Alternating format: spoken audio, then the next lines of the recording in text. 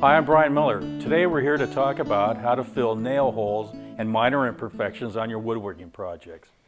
There's a lot of different choices out there when it comes to product to use on how to fill the nail holes and blemishes with. This one in particular is a solvent-based, a strong solvent like acetone. Another one, this particular one, is a latex-based putty. It has color added to it already. This is called, from the Crawford's company, it is called Painter's Putty. It's a linseed-based, oil-based putty that comes white in color that you add colorant to. And next I'm going to show you how to do that. All right, now it's time to take our putty, take out a small piece of it, and add some colorant to it. And what we're going to do, we have a raised panel door here that I finished for another project, and it has a coat of finish on it. So the nice thing about this is the wood shows me what it looks like in its finished state. Open up our can of putty, take out a small piece of putty. Now this type of painter's putty, they pack it in clean distilled water, and that way it keeps air from getting to the putty and drying it out. Since this is a linseed-based putty product, it stays pliable for a very long time, which is good. So now what we're going to do is take these small artist colors. This is finely ground pigment into an oil medium. They also make colorants, and I use a lot of this. This is from the Ronin company. These are Japan colors, also finely ground pigment into an oil medium. This is a full quart size. You won't live enough lifetimes to use all this colorant up. This is about $20 for this. You can go to your local art supply store and bought all of these just yesterday for $15. So a lot more economical and a lot less waste for you at home. There's every color you could possibly use in this set of colorants. Now at this point, we're ready to pick out a colorant that closely matches what this door looks like. On the outside of each one of these tubes, they have the color represents the colors that are inside each tube. So in this case, this is a sort of a reddish brown. I think we will check burnt umber and try that.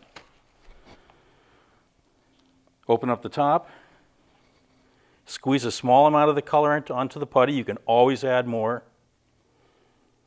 Put the top back on, or else this will end up like toothpaste all over every place you don't want it. Just take a regular putty knife and try to work the colorant into the putty.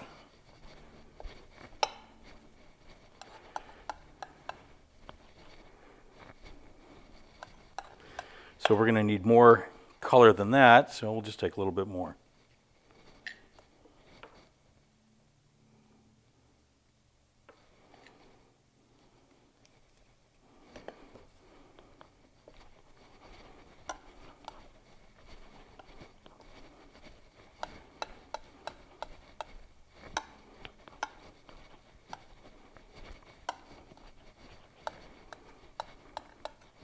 I like to use a piece of this glass. This is tempered glass.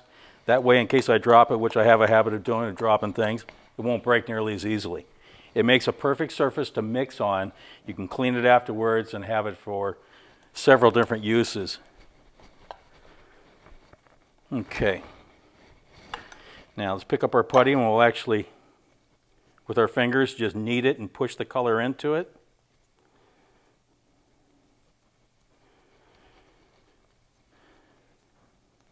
Now, one thing when you add these colorants to this putty, it can tend to get a little gloppy and a little sticky. This is what this is for. This is regular cornstarch. Old trick. Take out a little cornstarch,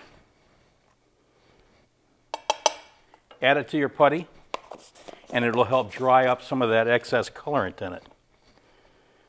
I learned this years ago from a European finisher that I used to work with. That way the colorant stays in the putty and it won't get all over your hands. So let's check against the background color. That's not bad. The good thing about the reason I like to mix the putty and fill the nail holes at this point, the wood has color on it. It also has the finish on it that we're going to use. It shows me what it looks like in its finished state. All I have to do is, after I fill our nail hole or imperfection, is put another coat of finish on it, and we're good to go. What we're going to do next is, this door doesn't actually have any imperfections. There are no nail holes on it, so we're going to create one. We're going to take a simple nail gun that you'd use in the field, and there are no nails in it, but we're just going to create the hole that it would provide. There we go. That's perfect. So we've taken our Crawford's oil-based painter's putty, added our pigment to it. This, like I say, this is finely ground pigment into an oil medium, burnt umber. Added a little bit of our cornstarch to help dry up the colorant that was in it. And now you can see this is very pliable. The door has color on it and it has finish. It's important that it has finish for two reasons. Number one, it shows me what the door looks like in its finished state, which makes it much easier to mix the putty color up. Also, when it has finish on it, I can putty just the imperfection and not get a smear in and around because the surface is porous. If you've ever gone to any type of a restaurant, hotel, look sometimes at the wood finishing and you can see a halo around these marks like this, these nail holes. It's because they colored the nail hole, puttied it rather, when it didn't have very much finish on it. So let's take a little bit of our putty, take it in your fingers like this, just push it in. Wipe the excess off in and around it. Now I think you can see it's a little bit light. So what we'll do is take this small little razor knife, take the putty back out, and we're going to add a little bit more colorant to it. Make it a little bit darker. It's a little too light. Like I say, put the cap back on it or else you'll lean on it. Something bad will always happen. It's Murphy's Law. Mix it up again. See, that's why I love this glass. I have a nice clean surface to work on every single time. I think it's still a little bit light, so I'm going to add a little bit more color to it.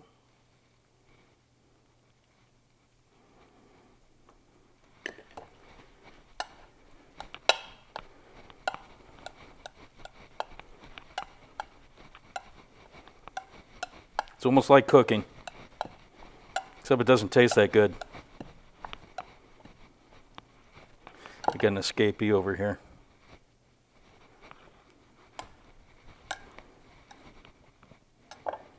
Okay. Now, when I touch this, I can feel that it's a little sticky, so I'm just going to take a little bit more of this cornstarch to it. It's really nice that they put these in these containers now, because it has a label on it. The top will go back on it.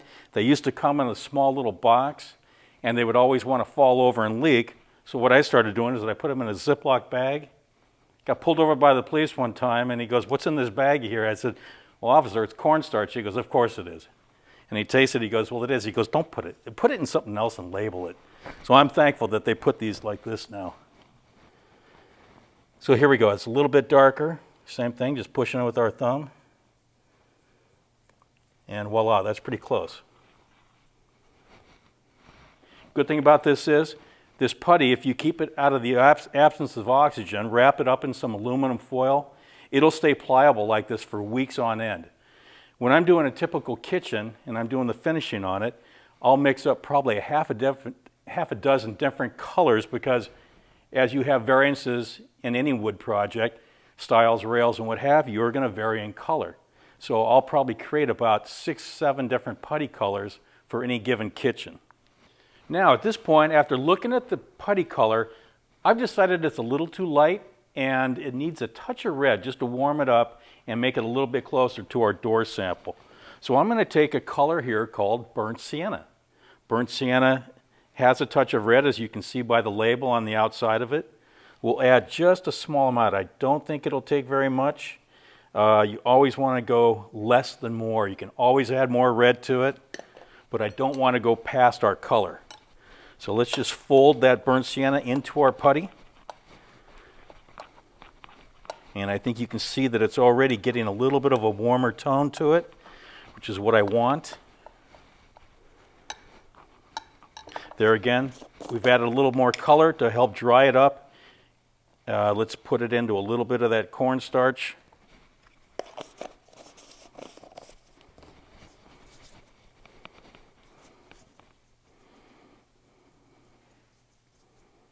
There we go.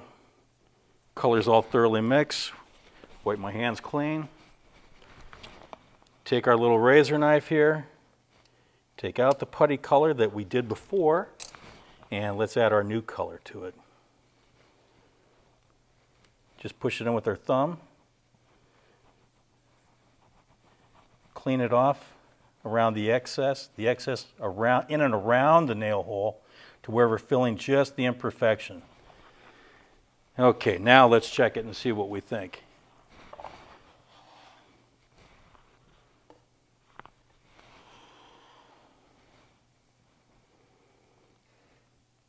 I think this is much closer color selection than it was before.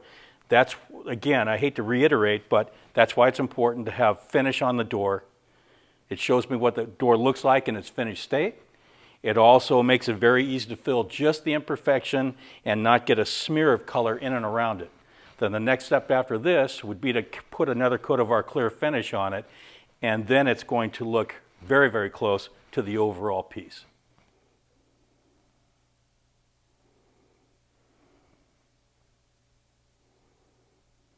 A lot of cabinet makers will use products like these because they're very simple. You apply them to your nail holes, you sand them smooth, and you let the finisher take it from there. A lot of people I work behind as a finisher, which is what I do for a living, I will have to go through and use one of these razor knives, take out everything that they patch because I know that it's not going to take color the way I want it to take.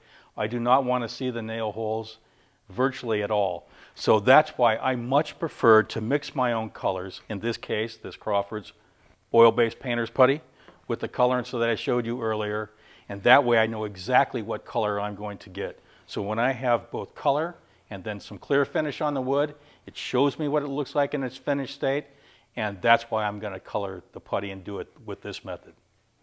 Today we used the Crawford's oil-based putty that we added our colorant to come up with a color very similar to our raised panel door here.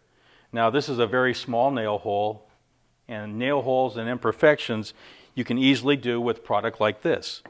If you have a large fill to do, anything say over 1/4 of an inch, wide or deeper, you would need to use something different. In that case, I'm going to turn to this particular product.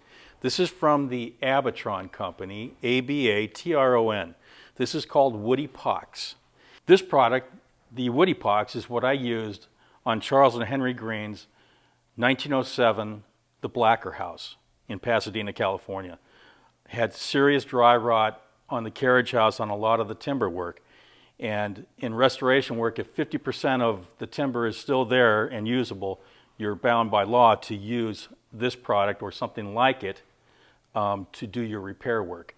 You take this and you add dry colorants to it, dry pigment, and you can create any color you need to. This can be used by itself without colorant if you're doing a painted surface, or you can add dry pigments to it to simulate wood colors.